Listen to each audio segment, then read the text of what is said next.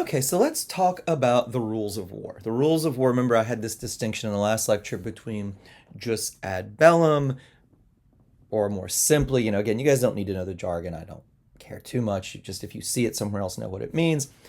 But the idea, the question of when is it acceptable to go to war or to use military force?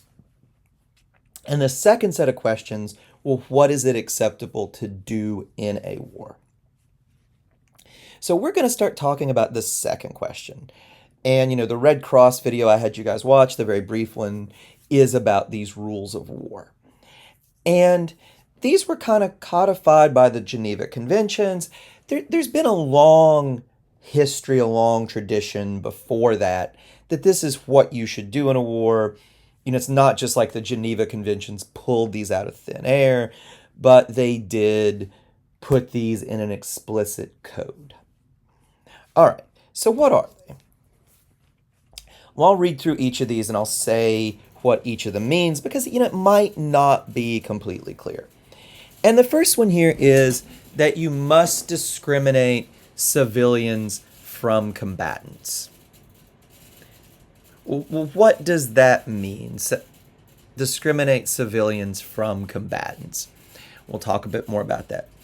There also has to be decent treatment of POWs and detainees. What does decent treatment mean? We'll also talk about that. Decent treatment of the injured and sick. Again, I'll say a little bit more about that. And no use of what are sometimes called mala in se weapons. Again, like I said, a lot of this has a history reaching back to the Middle Ages, where, the debate among educated people was conducted in Latin. So this term is kind of a holdover from that.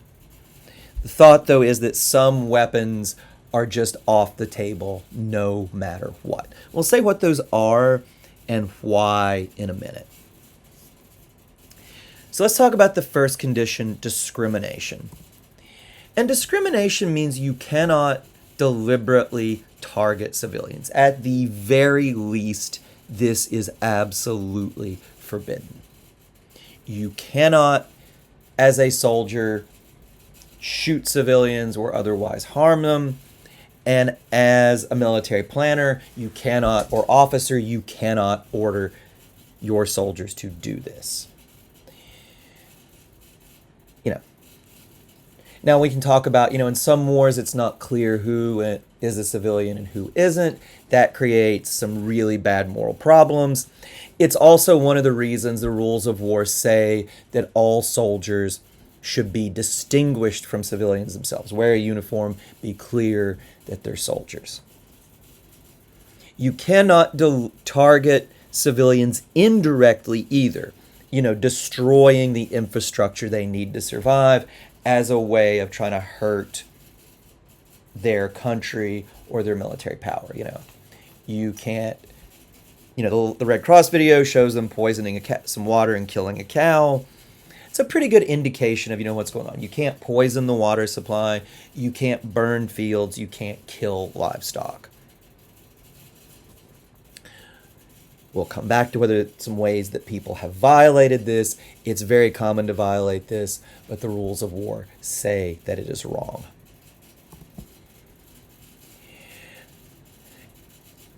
Another part of discrimination, which is harder to apply, is this idea that you cannot not only can you not directly kill civilians, but you must take care not to attack them or kill them when you attack a legitimate military target. Now, it might be impossible to do things that don't have some chance of killing civilians in war. It might be impossible to fight a war in a way that your side doesn't do things that might kill civilians, right?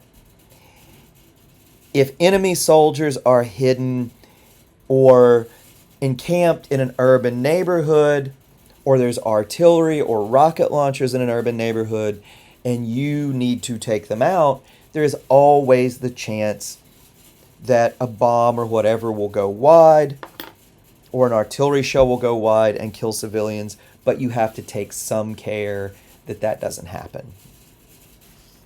Now, there are huge huge arguments about what due care is. You know, it's easier to say what it isn't, right? If there is a rocket launcher or artillery in an urban neighborhood and one side just carpet bombs the entire block flat to get at it, that obviously violates discrimination.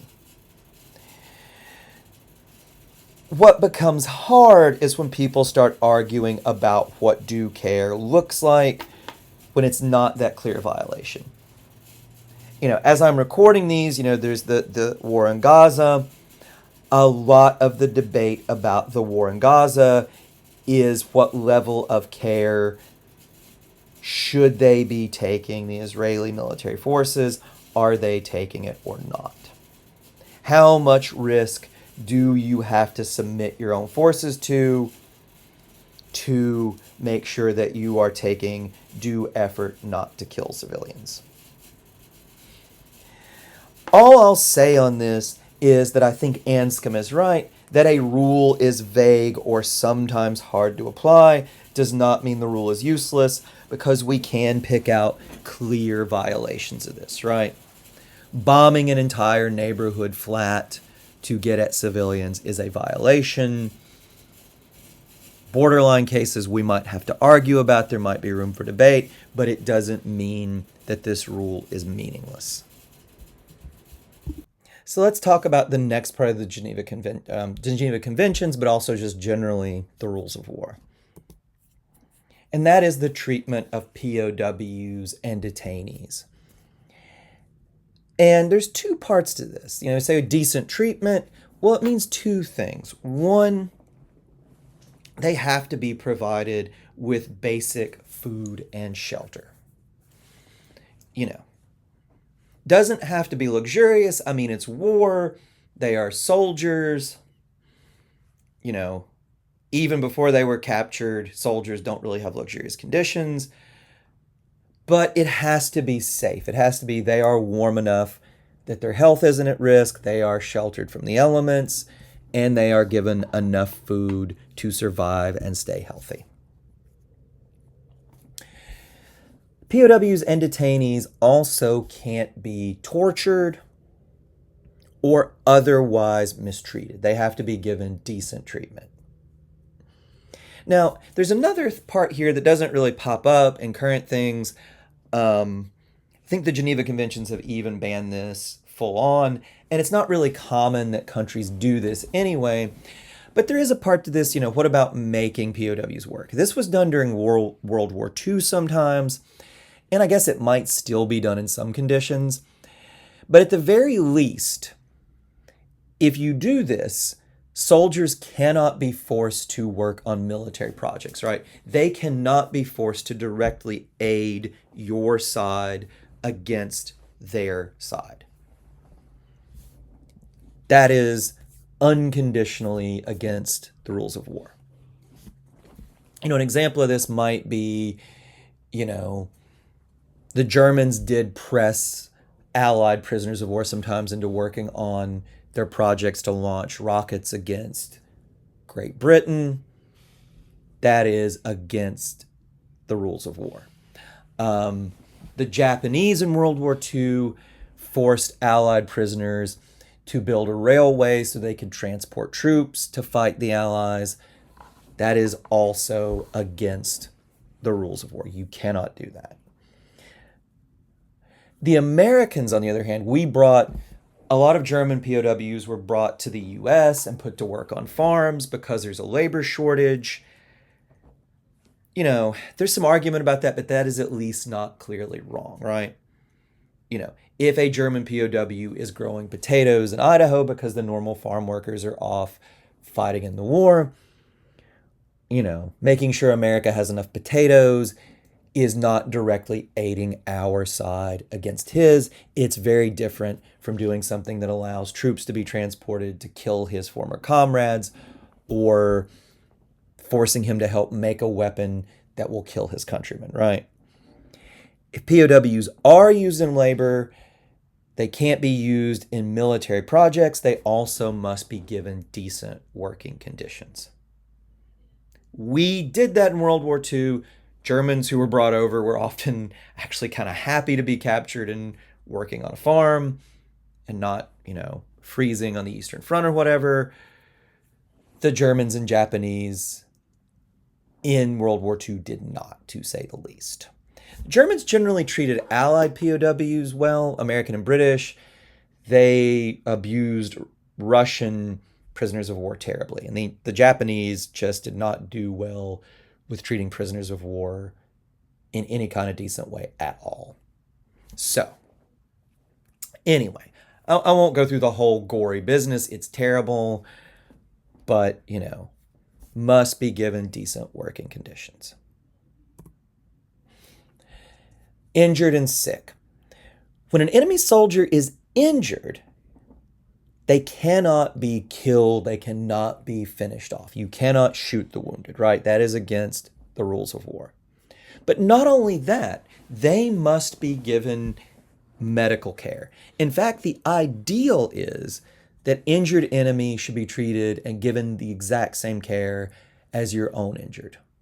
That is the ideal for medics. We'll talk about why that is. That might seem a little weird to you. Why this person we could kill acceptably, we could kill him a few minutes ago, but now he's injured. Morally, we have to work to save his life. Isn't that weird? How do we account for it? We will talk about that. There's actually a pretty good rationale for that. Finally, Mala Insei weapons. Nuclear, biological, or chemical weapons. Clearly ruled out. Geneva Conventions, I'm not sure they banned all this stuff, but sometimes people will say things like napalm, white phosphorus, or even landmines, right? Why is that? Why are these weapons off the table? Part of the reason just is kind of a consequence of number one, right? Discrimination must take due care not to kill civilians. Well, these kind of weapons are indiscriminate. If you put a landmine in the ground, it doesn't care who steps on it, it's going to go off, right? Even worse is something like a biological weapon. Germs do not know which side they are supposed to be on. If you target enemy soldiers with it, it is almost certainly going to spread to the civilian population. There's a very good chance it will spread to your own side, which is not just immoral, but maybe not the best idea in the world. But over and above everything else, it's immoral because it's indiscriminate. The same goes for gas. You gas the enemy, the wind switches directions, civilians are killed, or sometimes they'll even blow back on your own side, right? Indiscriminate is part of why these are off the table. Same goes for nuclear weapons. If you drop a nuclear weapon on a city, it is just going to obliterate everything for miles and miles and miles, right? They are indiscriminate. They kill everything in this radius. They're off the table too.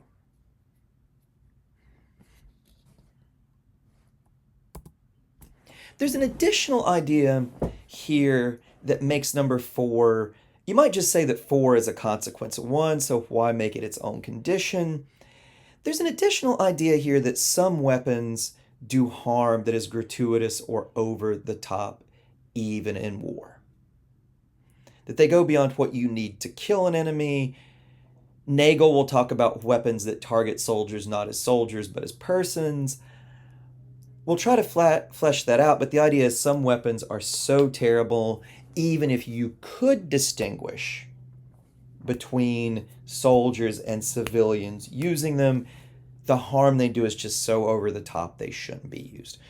When we get to Nagel, we'll talk about that and try to make a bit more sense of it, but that is another part of this no use of Mala Insei weapons. Okay, so what I want to do now is to talk about, in the next lecture we'll talk about what utilitarianism will say about these rules of war. Then we'll eventually move on to saying what Kantianism will say about them. How can you make sense of these rules What is their foundation? Before we do that, though, I want you guys to think about the Hiroshima and Nagasaki bombings. Anscombe is very, very angry about these bombings. She is outraged that Truman is getting a degree because he ordered, or at least okayed, he was the final authority ordering the Hiroshima and Nagasaki bombings. She thinks, and she is, I think, clearly right, that these bombings violate the rules of war, right? If you drop a bomb on a nuclear bomb on a city, you are not discriminating civilians from combatants. And after the fact, Truman tried to say, well, there were military soldiers stationed in Hiroshima and Nagasaki. There were some plants. Well, that's not enough, right? You cannot destroy an entire city and then come up with this excuse that, well, there were some military targets there. That is not discrimination. Anscombe will also say that, look, if any weapon is so horrible, we should not use it. Nuclear weapons are horrible in that way, right? Not only did the Hiroshima and Nagasaki bombings kill civilians, it killed them in an absolutely terrible way. Burned terribly over large parts of your body, and then you die because there's no good medical care because the city is in ruins, or you get radiation poisoning and die weeks later, or you get leukemia a year later and die of that, right? If, there are really good accounts of this, they are terrible, but suffice it to say, there's probably no good way to die. This is an especially terrible way to die. So Anscombe, whatever you think of her, is at least clear in what she thinks. Anscombe is like, look, if you break the rules of war, you are a war criminal. Maybe we give honorary degrees to people who don't deserve them. We do it all the time, but we should not give them to criminals. We wouldn't go give our honorary degree from Oxford to a gangster. Well, we don't give them to a war criminal, right? That is why she is so outraged at the thought of Truman getting a degree. Now, I want to talk a bit more about this in the next lecture. In the next lecture, we will talk about, maybe Anscombe's wrong, right? I think we have to face up to what Anscombe's saying, and it's very powerful and it's very unsettling. But she might not be right, right? And in the next lecture, I want to talk about the utilitarian approach to the rules of war and war generally, and also, as we talk about utilitarianism, the rationale you might offer for the Hiroshima and Nagasaki bombings or something like it, as well as what utilitarians will say about these rules of war more generally.